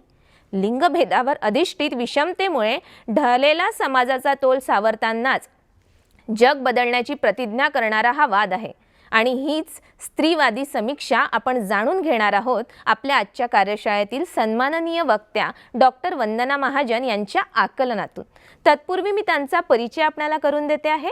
डॉक्टर वंदना महाजन, मुंबई विद्यापीठामध्ये मराठी विभागात विभाग प्रमुख आहात. का.स. वाणे मराठी प्रगत अध्ययन संस्था धुळे स्त्रीवादी साहित्याच्या आणि स्त्रीवादाच्या विशेष अभ्यासक म्हणूनही आपण प्रसिद्ध आहात. आपली प्रकाशित पुस्तके खालीलप्रमाणे आहेत. मराठी कादंबरीतील स्त्रीवाद, सांस्कृतिक प्रवाहांची स्त्रीवादी समीक्षण, स्त्रीवाद आणि समाज परिवर्तन, स्त्रीवाद आणि मराठी साहित्य, स्त्रीवाद जाणीवेतला आणि नेणीवेतला, मराठी स्त्रियांची कथा, आधुनिक मराठी वाङ्मयाचा इतिहास, वादळवाट, सत्यापासून साहित्यापर्यंत हा गौरव ग्रंथ. आतापर्यंत PhDच्या 8 विद्यार्थ्यांना आपण मार्गदर्शन केलेले आहे. जवळजवळ 33 शोध निबंध आपले प्रकाशित झालेले आहे. अनेक चर्चासत्रांमधून आपला सहभाग असतो. आपल्याला मिळालेले पुरस्कार: कुसुमाग्रज प्रतिष्ठानतर्फे साहित्यभूषण पुरस्कार, चैतन्य सेवाश्रम संघ यांच्यातर्फे सावित्रीबाई फुले आदर्श शिक्षिका पुरस्कार, यमुनाबाई मानव संस्था धुळे यांच्यातर्फे डॉक्टर बाबासाहेब ज्ञानसाधना पुरस्कार, दाते स्मृती संस्था वर्धा यांच्यातर्फे ग्रंथ पुरस्कार, साहित्यप्रेमी भगिनी मंडळ पुणे यांच्यातर्फे हे बी इनामदारी वैचारिक ग्रंथ पुरस्कार आपल्याला मिळालेला आहे. त्याचप्रमाणे लोकमंगल फाउंडेशनच्या वतीने उत्कृष्ट लेखिका पुरस्कारही आपल्याला प्राप्त झालेला आहे. महाराष्ट्र राज्य साहित्य संस्कृती मंडळ आणि विदर्भ साहित्य संघ यांच्या संयुक्त विद्यमाने आयोजित आजच्या कार्यशाळेत स्त्रीवादी समीक्षा या विषयावर मी काही एक विचार मांडणार आहे. हे मांडत असताना ही जी मांडणी आहे ती सलग पद्धतीचं सिद्धांत नाही, तर स्त्रीवादी समीक्षेविषयीचा एक जो मुक्त विचार आहे, तर मुक्त स्वरूपामध्ये ही मांडणी तुमच्यापुढे मांडण्याचा मी प्रयत्न करते आहे. मुळात समीक्षा म्हटल्यानंतर ज्या वेगवेगळ्या समीक्षा पद्धती आपल्याकडे विकसित झाल्या, मुख्यतः मराठी साहित्याचा विचार करत असताना रूपवादी समीक्षेपासून मार्क्सवादी समीक्षेपर्यंत ज्या वेगवेगळ्या समीक्षा पद्धती आपण वापरतो, तर ह्या समीक्षा पद्धतींचं जे सिद्धांतन आहे ते मुळातच पाश्चात्य समीक्षा विचारावर आधारलेलं आहे. स्त्रीवादी समीक्षेचा विचार करत असताना स्त्रीवादी समीक्षा ही सुद्धा जरी मुळात पाश्चात्य स्त्रीवादी सिद्धांतनावर आधारलेली असली तरीही स्त्रीवादी समीक्षा विचार हा भारताच्या संदर्भामध्ये वेगळ्या स्वरूपामध्ये आकाराला आलेला विचार आहे आणि वेळोवेळी प्रत्येक कालखंडामध्ये या स्वरूपाची स्त्रीवादी जी मांडणी आहे ती भारतीय साहित्याच्या बाबतीमध्ये झालेली आपल्याला दिसते. मुळात युरोपियन देशांमध्ये 17व्या शतकामध्ये जी स्त्रियांची चळवळ उभी राहिली, त्या चळवळीतून स्त्रियांनी जे काय सिद्धांतन केलं किंवा एकंदरीतच स्त्री म्हणून स्वतःच्या आयुष्याकडे बघत असताना पुरुषसत्ताक व्यवस्थेमध्ये जे डावललेपण आलेलं होतं, तर ह्या डावललेपणाला विरोध करत असताना स्त्रिया लिहित गेल्या आणि ह्या लिहिण्यातून एक विशिष्ट असं सिद्धांतन जे आहे ते सिद्धांतन उभं राहिलं. मुळातच स्त्रीवादी विचार हा चळवळीतून पुढे आलेला विचार असल्यामुळे सिद्धांतनामध्ये जी काय मांडणी झाली तर ती मांडणी मुळातच चळवळीशी संबंध असलेली मांडणी आहे आणि मानवी जीवनामध्ये समग्र बदल अपेक्षित असणारा असा स्त्रीवादी विचार आहे. आणि स्त्री म्हणून स्वतःच्या स्थानाचा शोध घेत असताना समाज व्यवस्थेने जे लादलेपण निर्माण केलेलं आहे तर त्या लादलेपणाच्या विरोधामध्ये एक विचार निर्माण करण्याचा प्रयत्न स्त्रीवादी समीक्षेने केलेला आहे.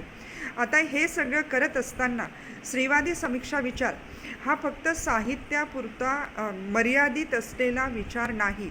मुळातच स्त्रीवादाची मांडणी करत असताना असं म्हटलं गेलं की स्त्रीवाद ही एक राजकीय कृती आहे आणि मुळातच त्याच्यामागे अजून एक विचार ग्राह्य धरला गेला आणि तो म्हणजे पर्सनल इज पॉलिटिकल, की स्त्रियांच्या बाबतीमध्ये जे जे खाजगी आहे ते सगळं राजकीय आहे आणि हे सगळं राजकारण पुरुषसत्ताक व्यवस्थेने निर्माण केलेलं राजकारण आहे आणि म्हणून या राजकारणाची मीमांसा करणं हा स्त्रीवादी समीक्षेचा मुख्य विचार आहे किंवा स्त्रीवादी समीक्षेचं ते महत्त्वाचं कार्य आहे. आता हे सगळं करत असताना ते एकाकी पद्धतीने करता येणं शक्य नसतं आणि दुसरा सगळ्यात महत्त्वाचा मुद्दा म्हणजे एकंदरीतच युरोपियन समीक्षा असेल म्हणजे पाश्चात्य समीक्षा असेल किंवा भारतामध्ये विकसित झालेल्या समीक्षा पद्धती असतील तर ह्या सगळ्या समीक्षा पद्धतींचा जर आपण विचार केला तर स्त्रीवादी समीक्षेला या सगळ्याच समीक्षा पद्धतींच्या विरोधामध्ये आपली जी भूमिका आहे ती सातत्याने घ्यावी लागलेली आहे. याला कारण असं आहे की मुळामध्ये म्हणजे आपण रूपवादी समीक्षेचाही विचार केला तर रूपवादी समीक्षेच्या अंतर्गत ज्या पद्धतीने समीक्षा केली जाते की साहित्याच्या आकृतिबंधावर लक्ष देऊन त्याच्या संदर्भातली जी मांडणी रूपवादी समीक्षेमध्ये अपेक्षित आहे, मग अगदी तो अमेरिकन रूपवाद असेल किंवा रशियन रूपवाद असेल तर त्या मांडणीला स्त्रीवादी समीक्षेने विरोध केलेला आहे. मुळातच ज्या तत्वांच्या आधारे समीक्षा केली जाते आणि जो एक ज्याला आपण साहित्य विचार म्हणतो की साहित्य विचार आणि साहित्याचं सौंदर्यशास्त्र या ज्या संकल्पना आहेत तर या संकल्पनांनासुद्धा स्त्रीवादी समीक्षेने विरोध केलेला आहे. कारण मुळातच या सगळ्या संकल्पनांचा जो विकास झालेला आहे तो पितृसत्ताक व्यवस्थेच्या अंतर्गत झालेला असल्यामुळे जसं समाजामध्ये आता समाजाचं छोटं जे एकक आहे ते अर्थात कुटुंब आहे आणि कुटुंबापासून सगळ्या सामाजिक ते राजकीय संस्थांमध्ये आणि अजून आपल्याला एक व्यापक विचार करावाच लागतो की धर्मव्यवस्था आहे आणि परत भारतीय साहित्याचा किंवा एकंदरीतच भारतीय स्त्रियांचा विचार करत असताना इथली वर्णव्यवस्था, इथली वर्गव्यवस्था, इथली जाती व्यवस्था आणि त्याच्यातून तयार झालेले म्हणजे धर्मव्यवस्था आणि त्याच्यातून तयार झालेले जे पुरुषी दृष्टिकोन आहेत तर त्या पुरुषी दृष्टिकोनांची मांडणी किंवा त्या पुरुषी दृष्टिकोनांचं विश्लेषण स्त्रीवादी समीक्षेला सातत्याने करावं लागलेलं आहे आणि म्हणून पाश्चात्य स्त्रीवादी समीक्षा विचारापेक्षा भारतीय स्त्रीवादी समीक्षा विचार जो आहे तो वेगळ्या स्वरूपाचा आहे आणि तो वेगळ्या स्वरूपाचा अर्थात जात वर्ण वर्ग आणि लिंगभेदाची जी एक चौकट आहे तीसुद्धा भारतीय स्त्रियांच्या बाबतीमध्ये वेगळी आहे.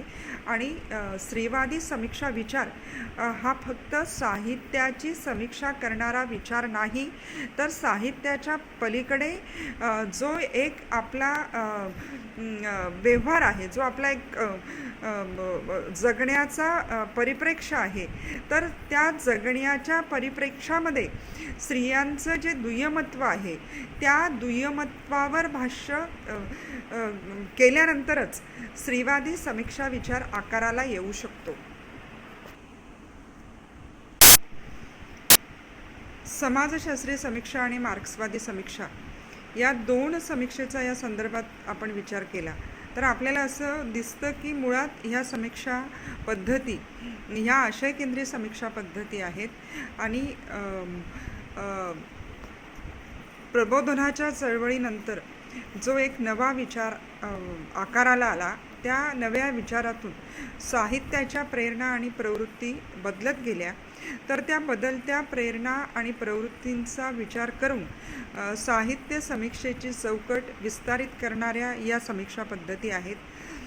प्रबोधन काळापासून स्त्रीमुक्तीचा जो विचार आहे तो आधुनिक काळामध्ये वेगळ्या पद्धतीने आकाराला येऊ लागला होता आणि मुळातली पाश्चात्य देशांमधली स्त्रीमुक्तीची चळवळ असेल किंवा अगदी तिथून ते अमेरिकन स्त्रीवादी चळवळीचा जो प्रवास आहे म्हणजे ब्लॅक फेमिनिझमपर्यंतचा तिथपर्यंतचा एक विचार आपण केला तर स्त्रियांच्या प्रश्नांमधले जे असंख्य विरोधाभास आहेत तर त्या विरोधाभासांची एक मांडणी करण्याचा असा हा सगळा कालखंड आहे. भारताच्या संदर्भामध्ये आत्ताच आपण चर्चा केली त्या पद्धतीने वर्ण वर्ग आणि जातीव्यवस्था यांच्या अनुषंगाने ही मांडणी काही प्रमाणात केली गेली. अजूनही भरीव स्वरूपामध्ये स्त्रीवादाच्या अंतर्गत वर्णाचा वर्गाचा किंवा जातीचा विचार झाला असं आपल्याला म्हणता येत नाही आणि म्हणून समीक्षा विचारामध्ये जोपर्यंत हे विरोधाभास लक्षात घेतले जात नाहीत तोपर्यंत स्त्रीवादी समीक्षा विचार हा पूर्णत्वाला पोहोचला असं आपल्याला म्हणता येत नाही. समाजशास्त्रीय समीक्षा पद्धती किंवा मार्क्सवादी समीक्षा पद्धती या मुळामध्ये कुठेतरी परिवर्तनवादी विचार जोपासणाऱ्या समीक्षा पद्धती जरी असल्या तरी समाजशास्त्रीय समीक्षा पद्धती ही पारंपरिक समाजाची जी चौकट आहे आणि त्या पारंपरिक समाजाच्या चौकटीतून जे साहित्य निर्माण झालं तर त्या साहित्याचा विचार करणारी समीक्षा पद्धती आहे आणि म्हणून इथे स्त्रियांचे जे काही प्रश्न आहेत ते प्रश्न समजून घेऊन ते साहित्यामध्ये आणि समीक्षा विचारांमध्ये उतरवण्याचा जो एक प्रवास आहे तो घडलेला आपल्याला दिसत नाही. मार्क्सवादी समीक्षेच्या बाबतीमध्ये आपल्याला काही एक वेगळा विचार करता येऊ शकतो आणि मार्क्स आणि एंगल्स यांनी ज्या पद्धतीने मांडणी केली म्हणजे वर्ग विग्रहाची मांडणी करत असताना त्यांनी स्त्रियांच्या प्रश्नांची चर्चा केली आणि कुटुंब संस्थेच्या जाहीरनाम्यामध्ये एकंदरीतच कुटुंब हे एकक जे आहे तर संपूर्ण भांडवलशाही व्यवस्था जी आहे ती कुटुंबाला कशी जोडलेली गेली आहे आणि याच्यामध्ये स्त्रियांच्या श्रमाचं कशा पद्धतीने अवमूल्यन घडताना दिसतं आहे याच्याविषयीची मांडणी काही प्रमाणामध्ये मार्क्सवादामध्ये झालेली आपल्याला दिसते. पण त्याच्या पलीकडे जाऊन स्त्रियांचे जे समग्र प्रश्न आहेत ते मार्क्सवादी समीक्षेमध्ये आले असं म्हणण्याचं धाडस आपल्याला करता येत नाही. मातृसत्ताक व्यवस्थेविषयी आजपर्यंत जी एक मांडणी झाली मातृसत्ताक व्यवस्था ते स्त्रीसत्ताक व्यवस्था याच्याविषयीची जी काय मांडणी पाश्चात्य अभ्यासकांनी आणि भारतीय अभ्यासकांनी केलेली आहे त्या मांडणीचा आधार घेत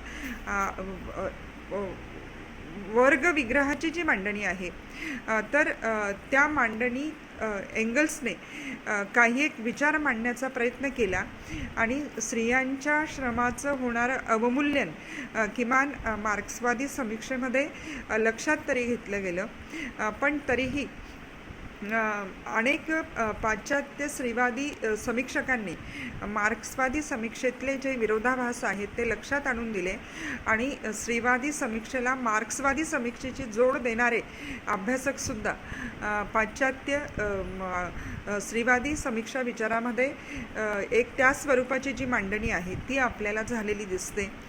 मुळातच मानसशास्त्रीय समीक्षा ते आदिबंधात्मक समीक्षा असा जो एक समीक्षेचा परत एक वेगळा भाग आहे, त्याचा जर आपण विचार केला तर फ्रॉइड आणि युंग ह्या दोघांनी मार्क्सवादी समीक्षेसाठी आणि एक आदिबंधात्मक समीक्षेसाठी जी आधारभूत मांडणी केली, म्हणजे त्यांनी मानसशास्त्रामध्ये केलेलं जे संशोधन आहे ते कुठेतरी मानसशास्त्रीय समीक्षेमध्ये आणि आदिबंधात्मक समीक्षेमध्ये ग्राह्य धरलं गेलं आणि त्याच्याही मागे जाऊन मानववंशशास्त्रामध्ये म्हणजे मग फ्रेझर असतील किंवा गोल्डन बो हे 12 खंड जे निर्माण झाले, तर ती मांडणी जर आपण लक्षात घेतली तर एक ह्या दोन्ही समीक्षा पद्धतींमध्ये मानवी मनाच्या प्रवासापासून माणसाची जाणीव आणि नेणीव घडण्यासाठी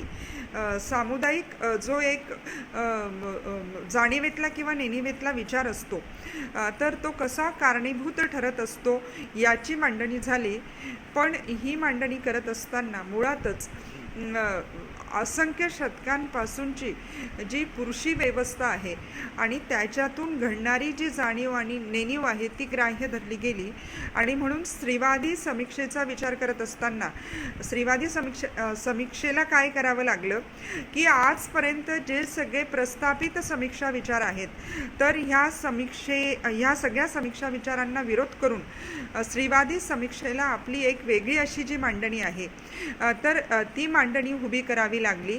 आणि मग ही मांडणी उभी करत असताना मुळातच मातृसत्ताक व्यवस्था, स्त्रीसत्ताक व्यवस्था, तर नंतरची पुरुषसत्ताक व्यवस्था आणि नवभांडवलशाही व्यवस्थेमध्ये जरी स्त्री पुरुष समानता एकीकडे मान्य केली गेली तरी दुसरीकडे ज्या पद्धतीने स्त्रियांच्या भोगवादी प्रतिमा पुढे आल्या तर ह्या सगळ्याच गोष्टींची चिकित्सा स्त्रीवादी समीक्षेच्या अंतर्गत करण्याचं एक मोठं आव्हान जे आहे ते स्त्रीवादी समीक्षकांसमोर उभं राहिलं.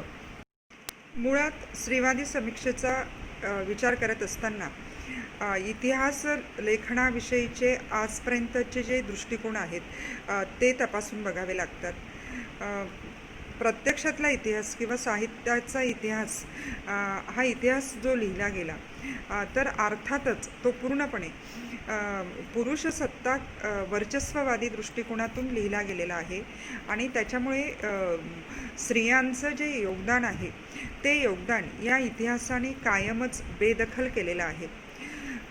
सांस्कृतिक इतिहास असेल, सामाजिक इतिहास असेल, राजकीय इतिहास असेल तर ह्या इतिहासातून स्त्रियांचं कर्तृत्व ज्या पद्धतीने बेदखल केलं गेलं त्याच पद्धतीने साहित्याच्या इतिहासामध्ये सुद्धा या स्त्रियांच्या योगदानाची जी चिकित्सा आहे ती अभ्यासकांनी केलेली नाही. मुळातच इतिहास लिहिणारा जो वर्ग आहे तो कोण आहे हा एक महत्त्वाचा प्रश्न इथे उपस्थित होतो.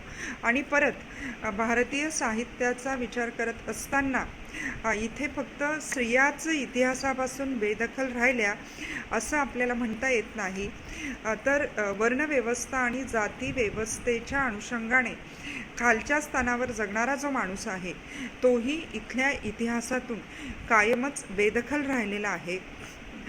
शूद्र आणि अतिशूद्र आणि खरं म्हणजे त्याच्याही पलीकडे जाऊन जे वेगवेगळे समुदाय भारतामध्ये राहतात तर ह्या समुदायांचा इतिहास हा कधीही इतिहासाच्या मांडणीमध्ये आजपर्यंत आलेला नाही.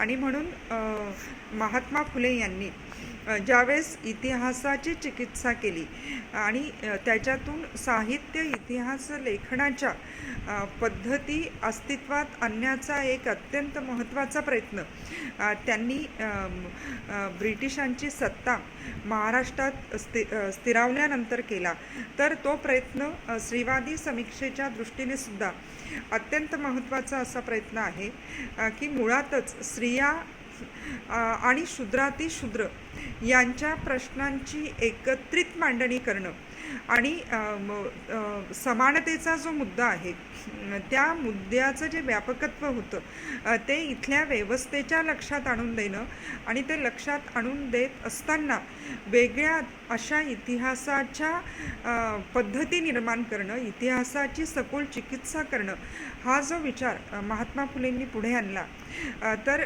त्याचा काही एक आधार स्त्रीवादी समीक्षेला नक्कीच घेता येऊ शकतो.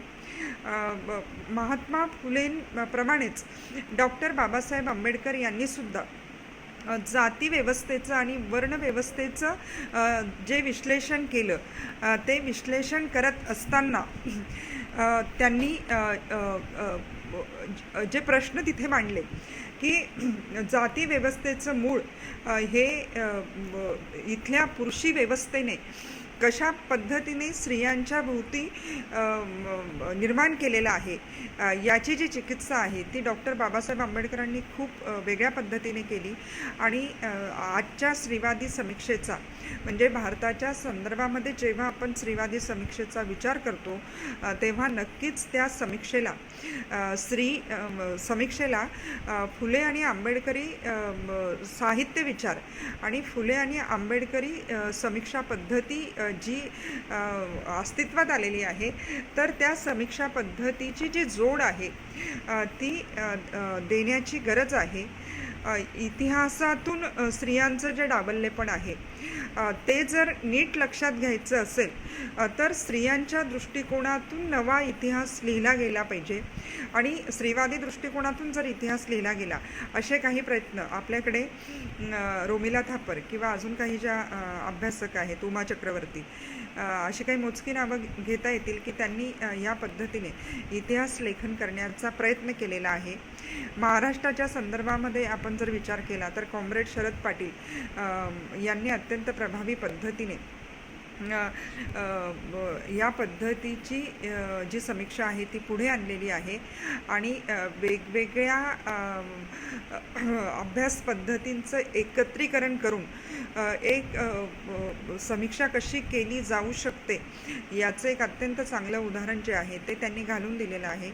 तर स्त्रीवादी समीक्षा करत असताना एकंदरीतच समतेचा जो मुद्दा आहे तो अधिक प्रभावीपणे ठळकपणे मांडला जाऊ शकतो आणि तो मांडला जात असताना हे जे वेगवेगळे विचार प्रबोधन काळानंतर अस्तित्वात आले तर ह्या विचारांची जी जोड आहे ती स्त्रीवादी समीक्षेला नक्कीच देता येऊ शकते आणि त्या पद्धतीने जर आपण स्त्रीवादी समीक्षेचा विचार केला तर भारतीय स्त्रीवादी समीक्षेला किंवा अगदी आपण मराठी साहित्यापुरता जरी विचार केला तर मराठी साहित्याची चिकित्सा करत असताना हा विचार आपल्याला नक्कीच लक्षात घ्यावा लागतो. स्त्रिया आणि शूद्रातिशूद्र यांच्या प्रश्नांचा एकत्रित विचार करत असताना पुढच्या काळामध्ये ज्या वंचितांच्या अभ्यास पद्धती विकसित झाल्या, ज्याला सबाल्टर्न स्टडी असं म्हटलं गेलं, तर त्या अभ्यास पद्धतींचा सुद्धा निश्चितपणे उपयोग होतो आणि स्त्रियांचं जे डावललेपण आहे ते डावललेपण अधोरेखित करताना एकतर अगदी सामाजिक, आर्थिक, राजकीय दृष्टिकोनातून हे डावललेपण कसं आहे आणि संस्कृती नामक जी एक काही संकल्पना आहे की ह्या संकल्पनेने स्त्रियांवर नेमकं काय काय अधोरेखित केलेलं आहे, धर्मव्यवस्थेने स्त्रियांवर काय काय अधोरेखित अधोरेखित केलेला आहे आणि त्याची चिकित्सा करत करत आपल्याला पुढे जावं लागतं. जेव्हा स्त्रीवादी समीक्षक साहित्याचा विचार या सगळ्या दृष्टिकोनातून करतात तेव्हा प्रचलित सगळ्या समीक्षा पद्धतींच्या विरोधात जाऊनच स्त्रीवादी समीक्षेला आपली जी मांडणी आहे ती पुढे न्यावी लागते. आता साहित्य इतिहास लेखनापासून साहित्य समीक्षेपर्यंतचं एक मोठं असं जे आव्हान आहे ते स्त्रीवादी समीक्षकांसमोर आहे. इतिहास लेखनाबरोबरच भाषेचा जो मुद्दा आहे तो सुद्धा महत्त्वाचा आहे.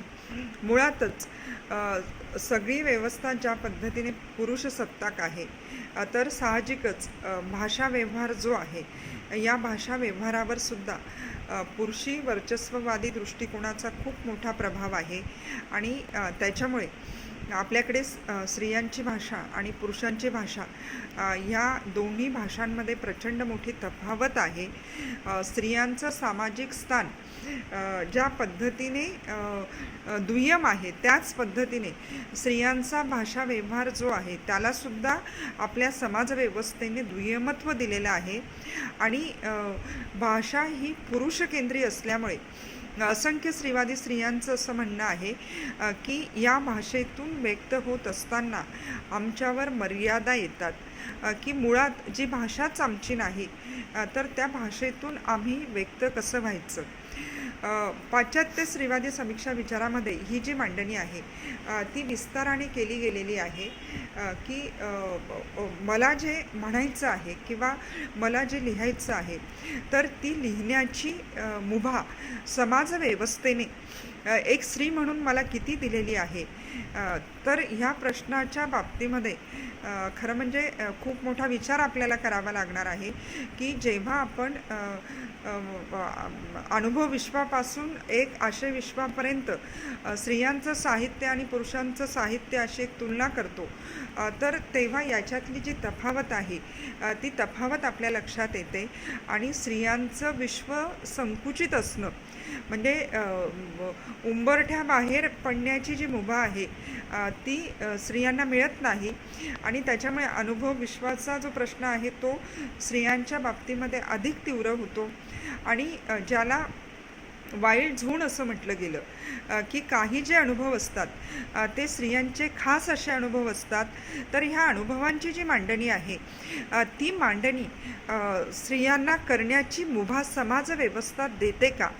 एखादी स्त्री जर लिहित असेल तर तिचं लिहिणं हे कदाचित तिच्या कुटुंबापासून ज्या सामाजिक परिघामध्ये ती राहते त्या परिघापासून ते परत धर्मव्यवस्थेपर्यंत सगळ्याच घटकांना ते लिहिणं अडचणीचं वाटू शकतं.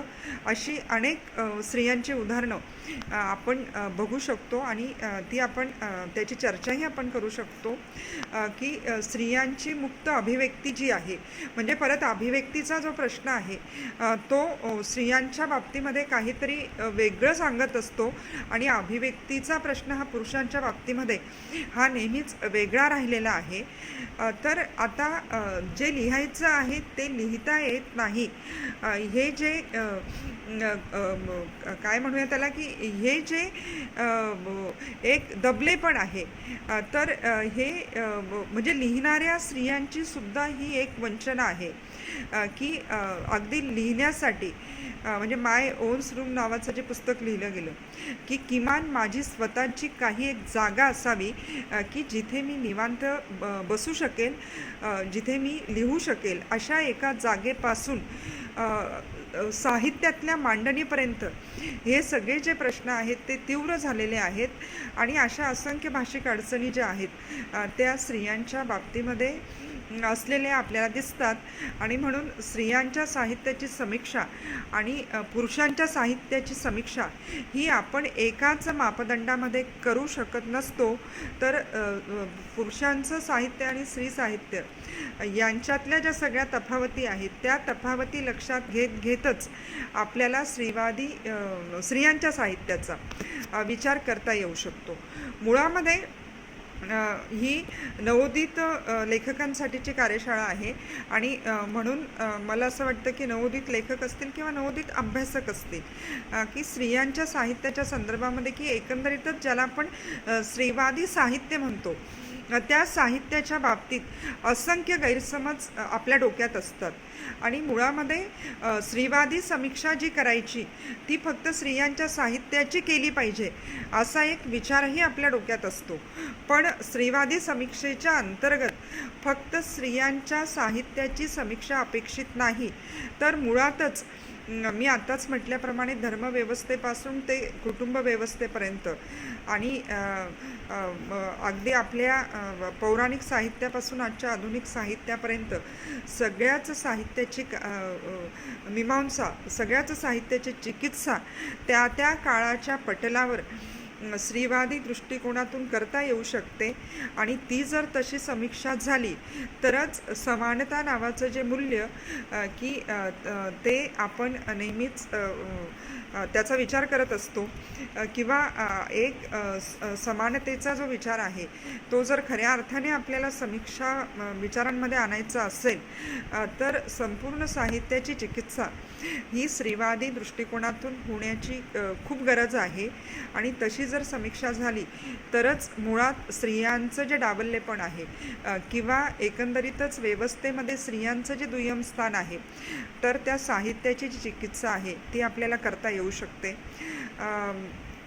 ही जी मांडणी आहे ती मांडणी मी आधी सांगितलं त्या पद्धतीने मी ती सलग पद्धतीने केलेली नाही, तर स्त्रीवादी समीक्षेचा जो एक काही मूल्य विचार आहे तो काही प्रमाणामध्ये तुमच्यापुढे मांडण्याचा मी प्रयत्न केलेला आहे, कारण वेळेची खूप मर्यादा होती आणि एवढ्या कमी वेळामध्ये स्त्रीवादी समीक्षेसारखा एक गहन विषय जो आहे तो मांडणं खरं म्हणजे शक्य नाही. आयोजकांनी मला बोलवलं, इथे बोलायची संधी दिली, म्हणून मी त्यांचे आभार मानते. धन्यवाद. भारतीय स्त्रीवाद आणि पाश्चात्य स्त्रीवाद, स्त्री स्वातंत्र्याची आस आणि तिची जिगीषा आणि त्यातून निर्माण होणाऱ्या साहित्याचे मर्मगाही विश्लेषण डॉक्टर वंदना महाजन यांनी केले आहे. त्यांच्या या चिंतनातून स्त्रीवादाची अधिक जाण आपणास आलेली आहे असे म्हटले तर वावगे होणार नाही. धन्यवाद डॉक्टर महाजन मॅडम. रसिक हो, आपण आता कार्यशाळेच्या समारोपाकडे वळतो आहे. साहित्य ही सुसंस्कृत समाजाची एक महत्त्वाची गरज आहे.